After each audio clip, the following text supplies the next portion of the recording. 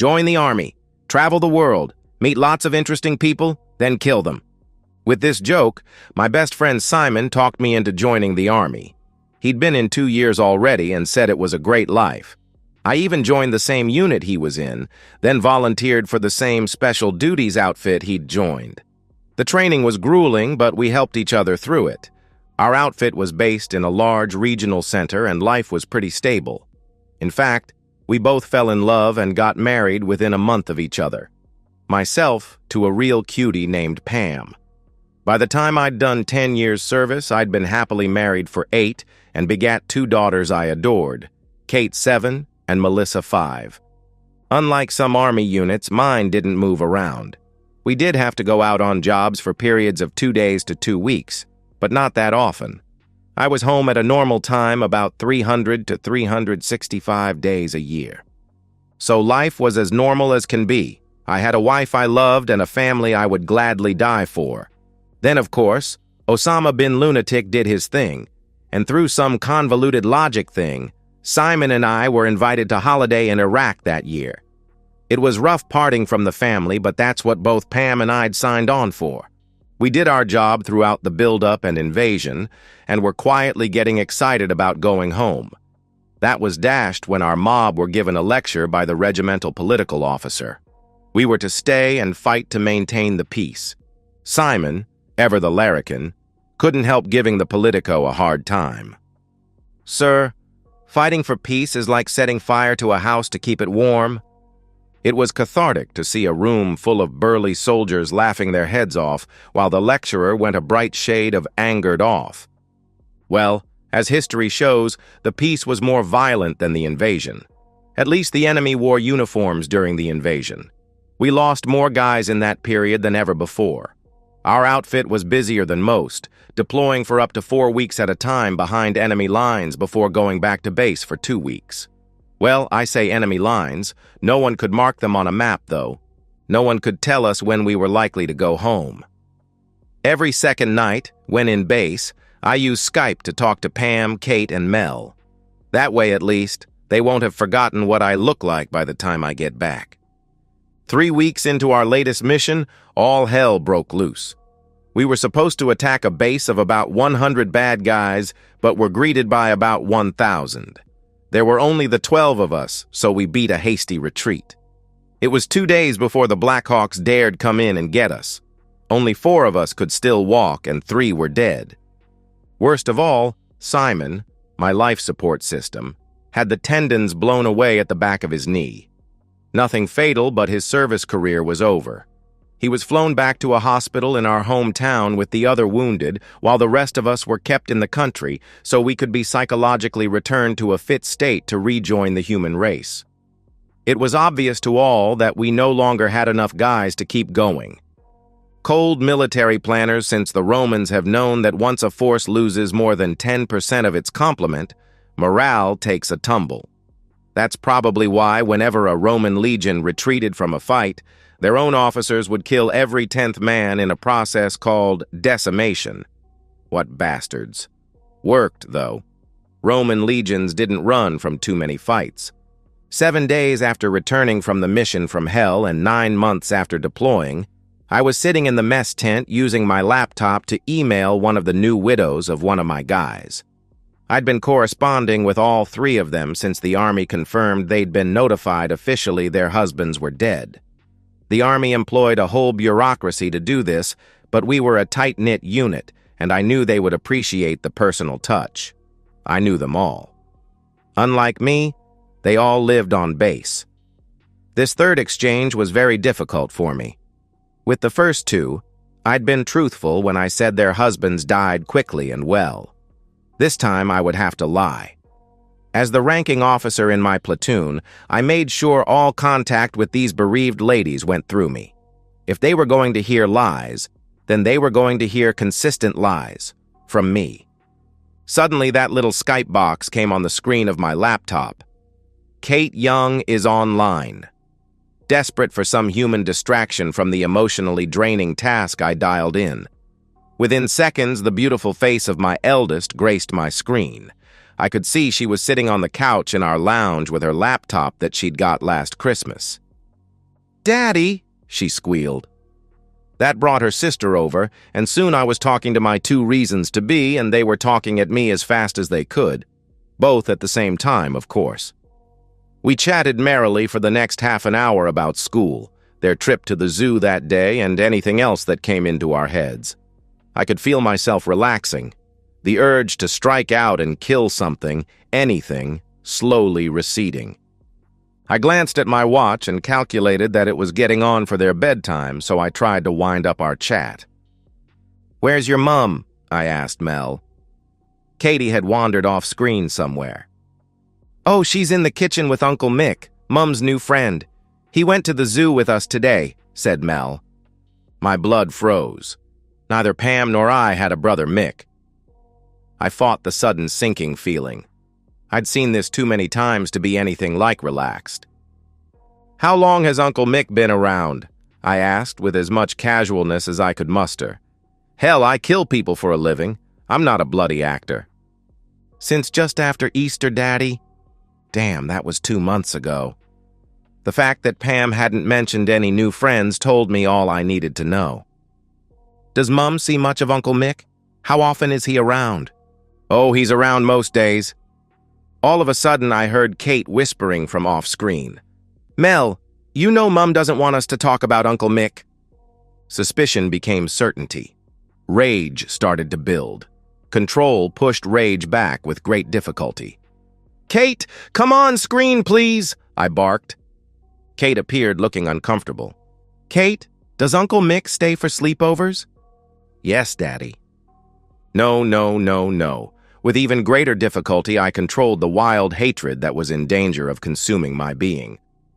"So do you like Uncle Mick?" Again, both girls started talking at once. It was impossible to listen to both at the same time.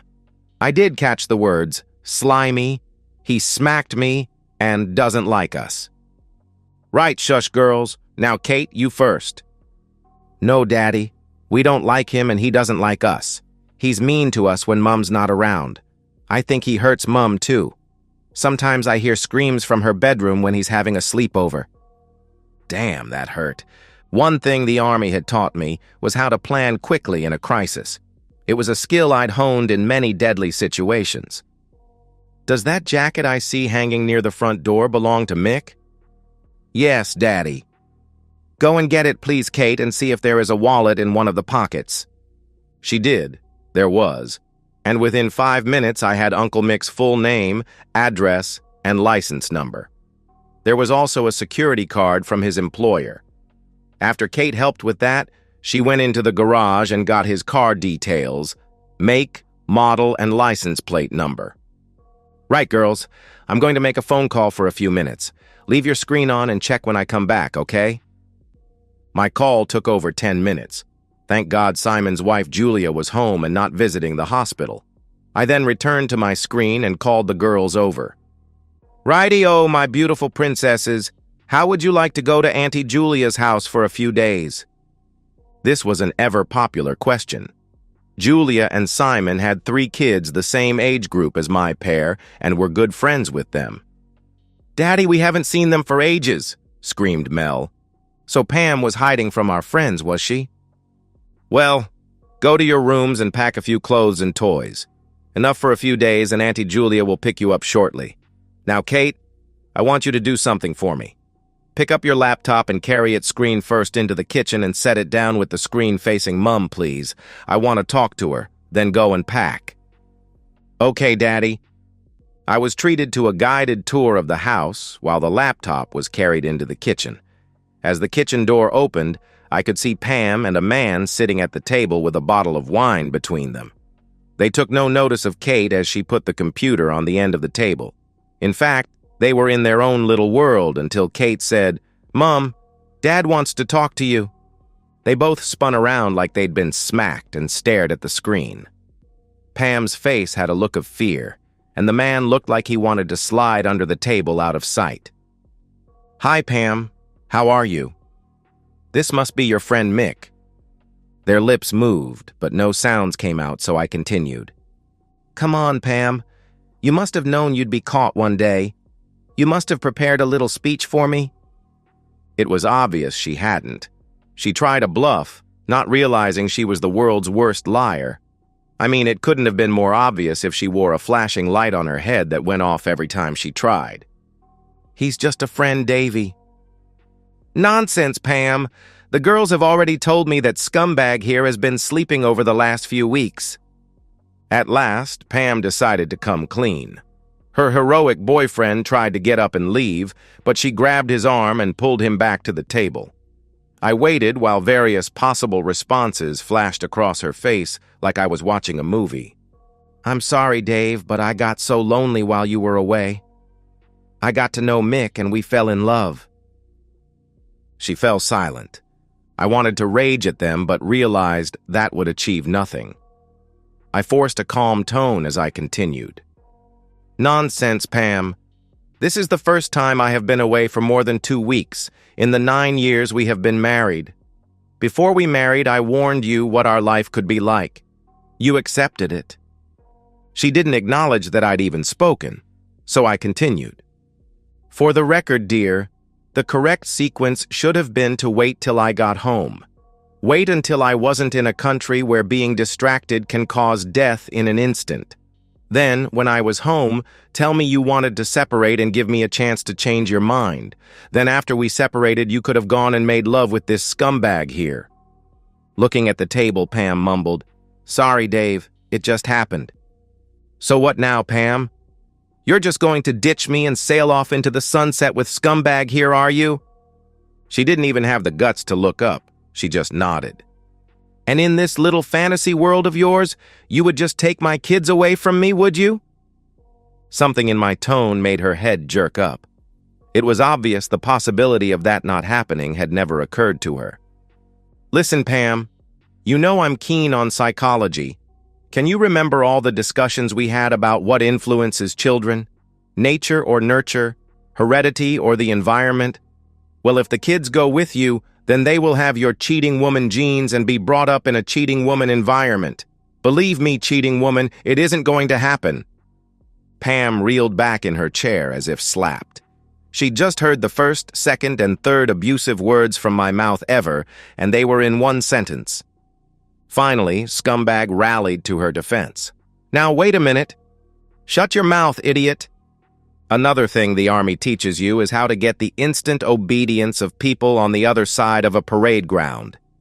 He shut up. At that point, there was a distraction off screen, and Pam said she was going to answer the door. I told her to wait. "That will be Julia come to pick up the kids. She's going to take them to her place tonight and get them off to school tomorrow. They should have packed some stuff already. Make sure they have everything they need, then come back so we can talk in peace." Pam got up and Uncle Mick got up to join her. "Sit down, scumbag!" Again, he bruised his back, sitting down quickly. I just stared at him for the 8 or so minutes it took Pam to come back. The stupid prick even tried to start a conversation about how life was in Iraq. One of the mess stewards came over and replaced my drink. I asked him to make sure I got some privacy. I didn't want any witnesses to the next bit. Finally, Pam rejoined. She started to speak. "Look, Dave, this isn't how I wanted this to go." I shut her down. "I just have 2 questions for you, Mickey boy. The first is, did you know she was married?" "I'm sorry, man. I just fell for her." "I'll take that as a yes, then. The second question is, do you know what I do for a living?" "Pam says you are in the Air Force in Iraq." Pam interrupted. "No, he's in the Army." "I thought you said he was in the air something." "Ah, I can see where the confusion is here. I am in the Army, but in a regiment called the Special Air Service." I could see this hadn't registered with him, so I continued. "You probably know us by an acronym, the SAS." The instant look of terror that hit his face showed me he finally understood. Hell, every bloke in the world knew the SAS. Everyone knew that they wrote the book that every Special Forces unit in the world learnt from. Everyone knew that if you were killed by the SAS, you didn't even know until Lucifer showed you the action replay. Scumbag now knew with crystal clarity that he was in deep, deep trouble. The microphone picked up no noise, but his lips clearly formed the words, "Oh hell."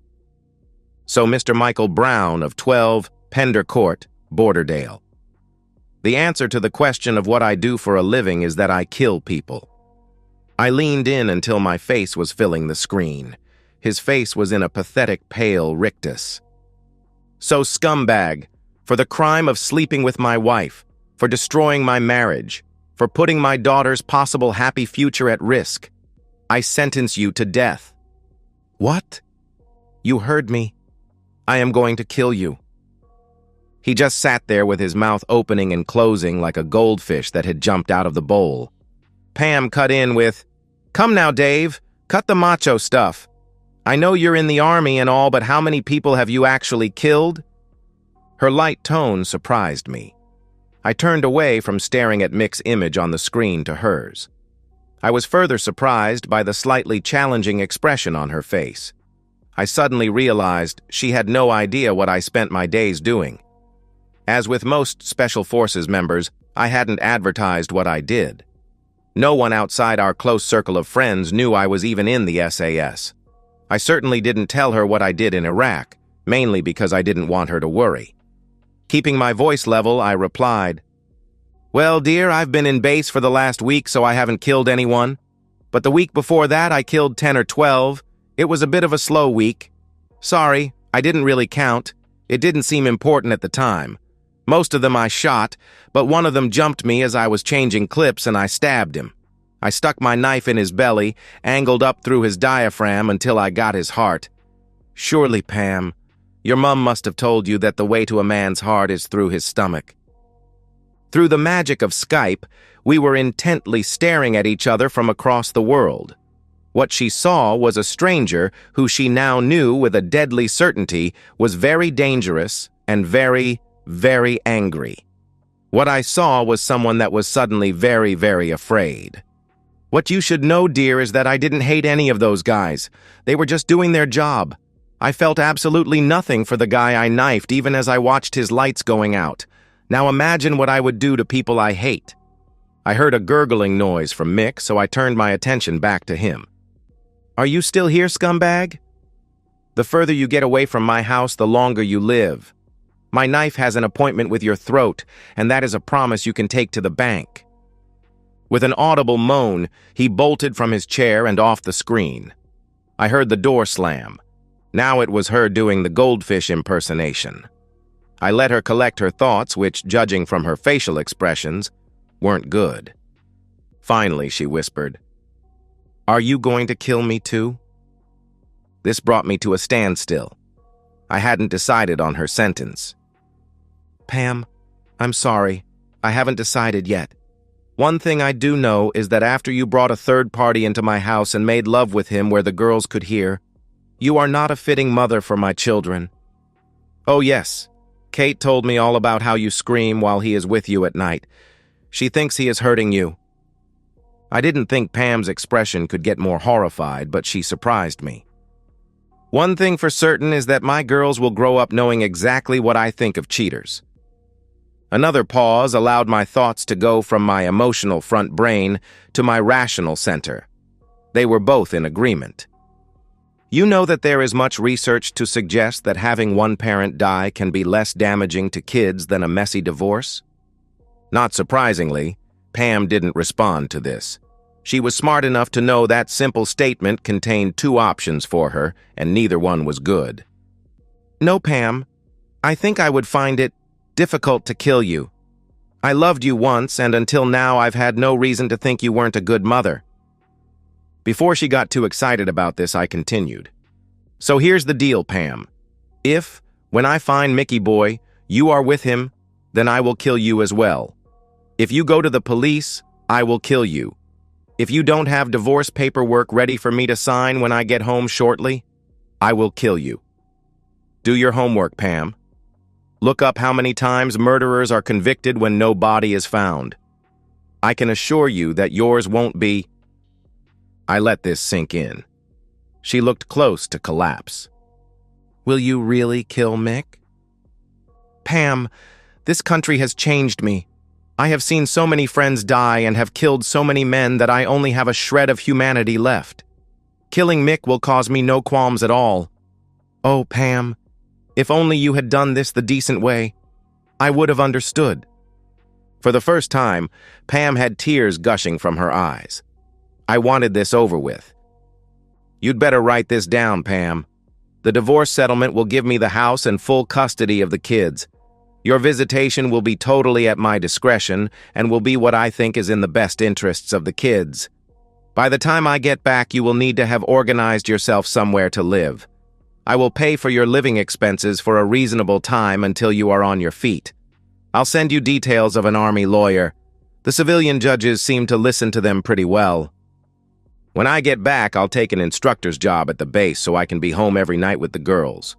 We'll get by fine without you. One thing is for sure. I'm not coming back here. Before I got here, I worried that I wouldn't be able to handle being shot at. That wasn't a problem. What does worry me is how much of a soul I will have left if I have to kill many more mothers' sons. It eats you. Good night, Pam. Don't bother to mention any of this by email or phone until I get back. I'll not be set up to take a fall when I get home. Just do everything I said, and you should have a long and happy life. Not one that is anywhere near what could have been, but you made your choice. Now it's time to pay the piper." With that, I closed the connection. I got home 3 weeks later and had an emotional reunion with Kate and Mel. I tried to explain that their mom wouldn't be living with us anymore. They didn't understand, but copious distractions from Julia, Simon, and their kids helped. Every time they met him, they asked Simon why he walked funny. Every time he gave them a different story, more fantastic than the last. I was met by the police when I got off the plane. El Scumbago must have been desperate. They admitted they'd spoken to my wife, and she failed to corroborate his story. I didn't try any fancy evasive tactics, but I didn't admit anything either. There was nothing they could do except warn me they would be watching. The divorce went through with only small modifications on my part. I decided to leave it up to my girls how often they saw their mother. I was surprised how their young minds attributed so much blame to her for causing us such pain. They hardly ever chose to see her. Of course, I didn't find out till much later that Julia had a hand in that. Julia was picking them up from school every day, and the fun they were having reconnecting with their old friends, Julia and Simon's children, left little time for a distraught, no-fun mother. Pam did ask me if there was any chance of reconciliation. I just allowed the ruthless killer that now lives within me to stare at her. It was never mentioned again. In fact, she made sure we were never alone after that. I obviously terrified her. I did get the base instructor's job and was home every night. The girls were getting the best upbringing possible, but divorcing parents always have an emotional impact whatever you do. That's why psychologists recommend parents always stay together unless abuse is involved. Yes, life is good. 4 years and 2 months later. Percy Newmont was relaxed. He was bow hunting with his friends out in the wilds. After all this time, sometimes whole hours would go by without him thinking of his former troubles. He looked back at his friend Peter. He and the other two all worked with Percy, and they hung around a lot these days. Peter caught his eye and smiled. Yes, thought Percy. Life was good. The only activity he skipped with them was Wednesday night poker. That was when Percy made love with Peter's wife. Moving 2 states and finding a new identity had been hard and had wiped Percy out financially, but it worked. He knew that going back to Borderdale last month for his mother's funeral was risky. He'd felt a bit silly in disguise at the back of the church, trying to avoid any contact with his relatives. But she was his mother, for heaven's sake. There was a sensation of frontal impact. Then Percy was flat on his back. He looked down at the arrow sticking out of his chest just below his heart.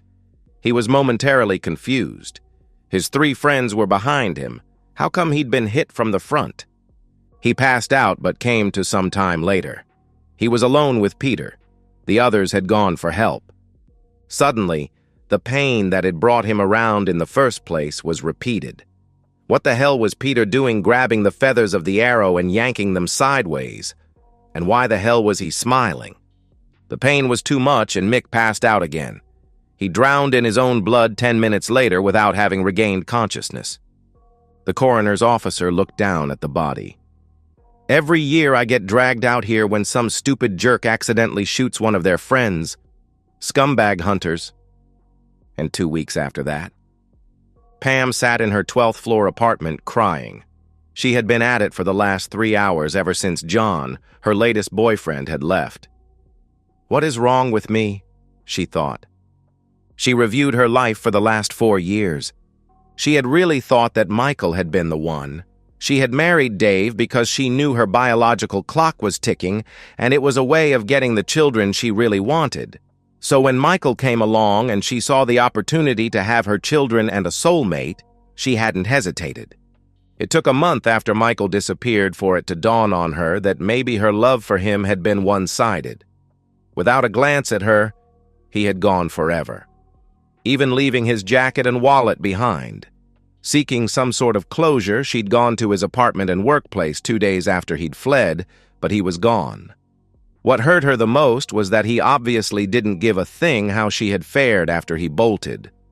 A big source of her depression for the first year or so had been her children.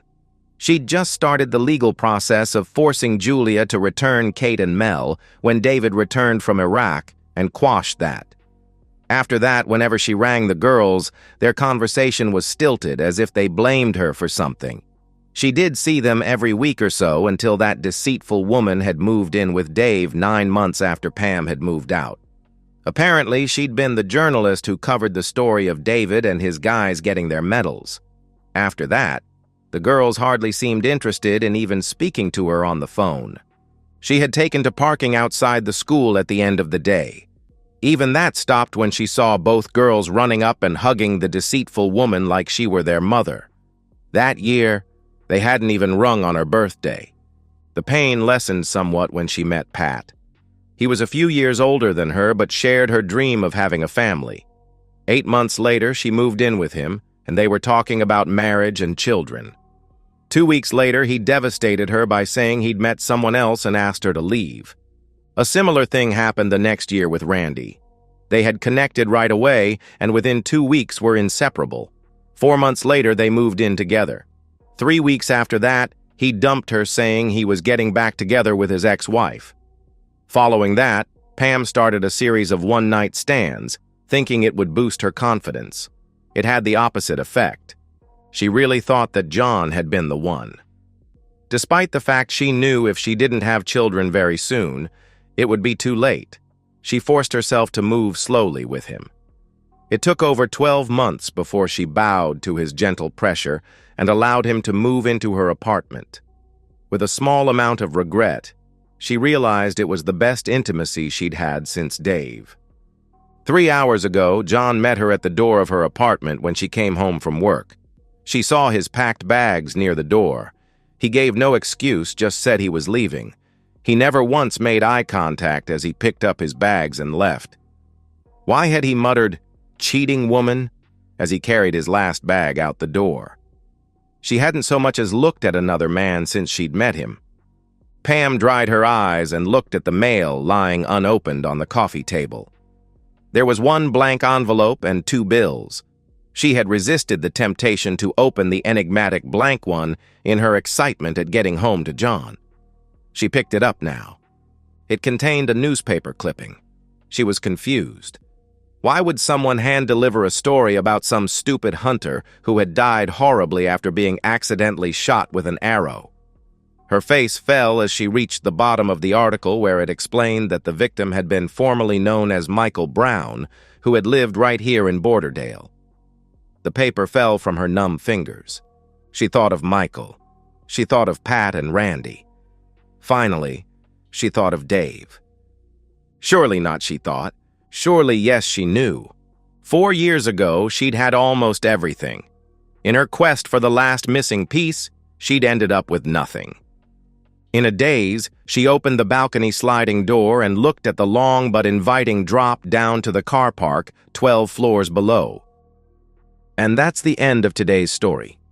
If you enjoyed it, please give this video a thumbs up and drop a comment below. Your support helps the algorithm push my content further.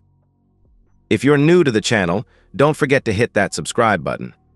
It really helps me keep creating more stories for you. Thanks for watching. and I'll see you in the next one.